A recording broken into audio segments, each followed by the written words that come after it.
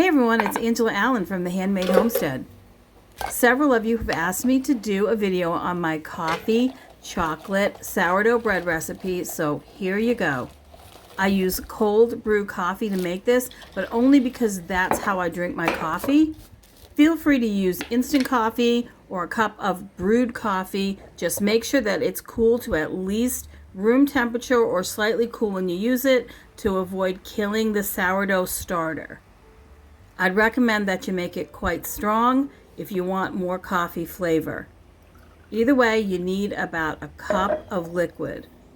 It's okay if you're slightly over, but try not to go too much under a cup because you'll need it for the extra dry ingredients.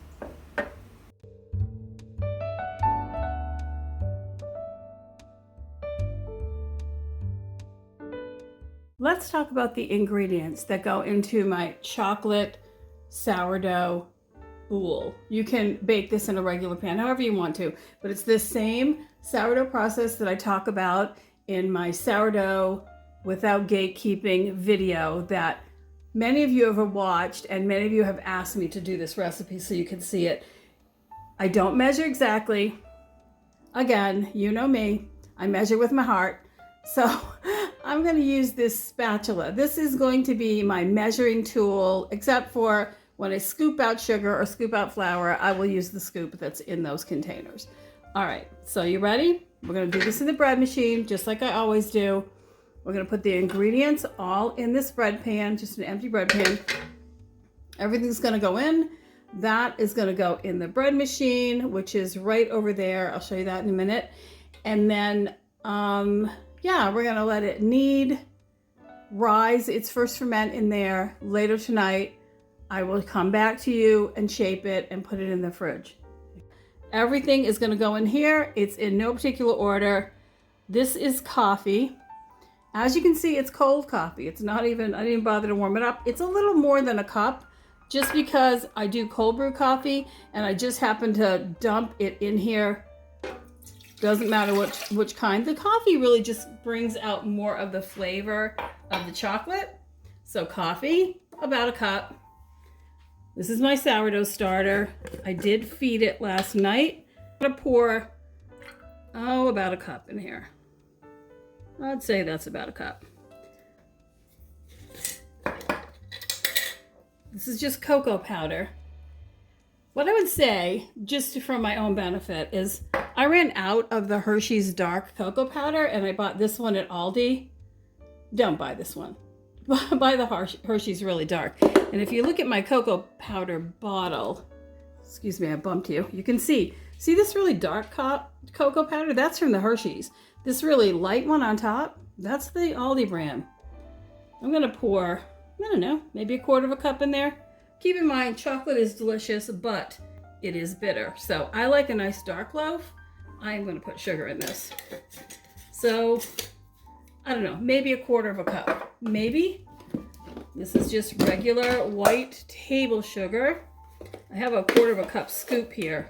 Normally I'd put a couple tablespoons in bread, but I want this bread dark and I'm gonna put, I don't know, I did maybe an eighth and then a quarter. I just loosely measured, don't care. This is just salt. This happens to be kosher salt. You can see how it's a pretty big flake. It's what I have in the house right now because I'm doing a lot of pickling. And I'm gonna put some in. I don't know, maybe 2 teaspoons-ish, maybe. All right, flour. I keep my flour in a really big 25-pound, holds 25 pounds of flour. You see that bin?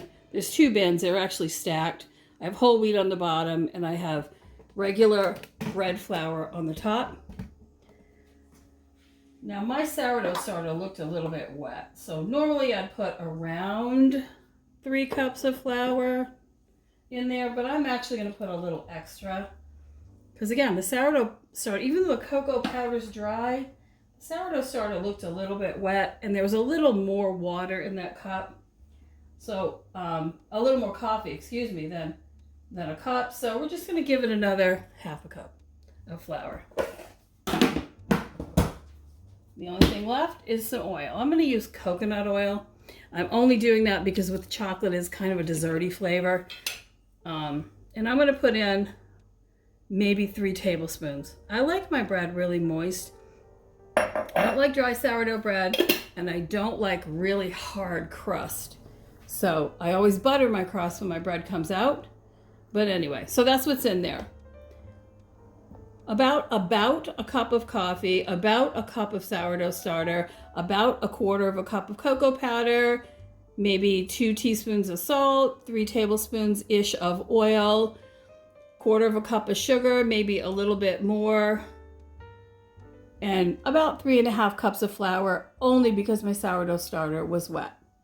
All right, here we go to the bread machine. It is right over there. That's where we're going. All right, so in goes the pan into the bread machine.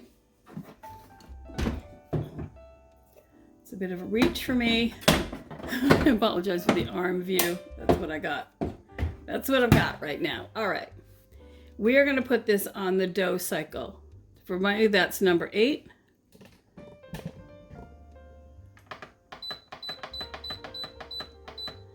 And I'm going to push start.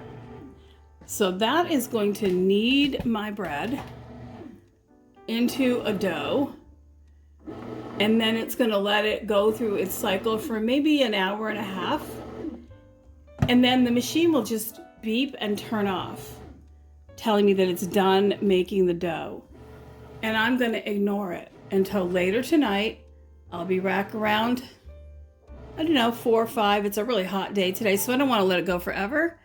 Shape it, get it in the fridge to do the second bulk ferment in the fridge, and then we will bake it tomorrow. Yeah, and the tool. I wanted to show you what I have this for. I really just use it when the dough is mixing, just to scrape down the edges if I need to. You can see, there's my dough. It's nice and chocolatey. It would be a darker chocolate if I used Hershey's or another good brand of dark baker's cocoa, but this will do. Makes our point. Sometimes I add chocolate chips. I'm not going to add any today because I don't have any. But when the bell rings telling you it's time for add-ins on your bread machine, you can add chocolate chips then if you want them. All right, see you later. Let's take a look. This is just finished its kneading cycle in the bread machine. That first kneading cycle, the dough cycle, and it's just starting its first rise.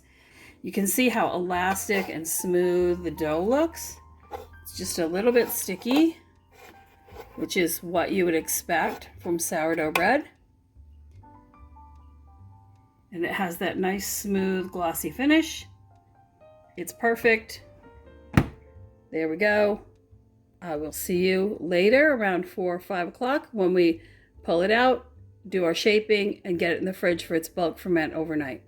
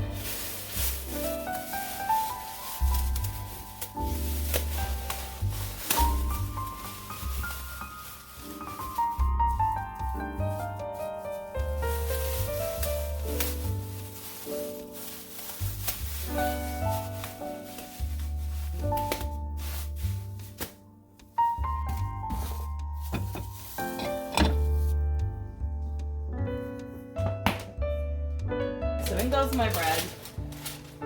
Something I add off is I always add a few ice cubes. I want to make sure there's some extra steam in there. I just put in a couple, 2 or 3. Lid goes on, back in the oven it goes.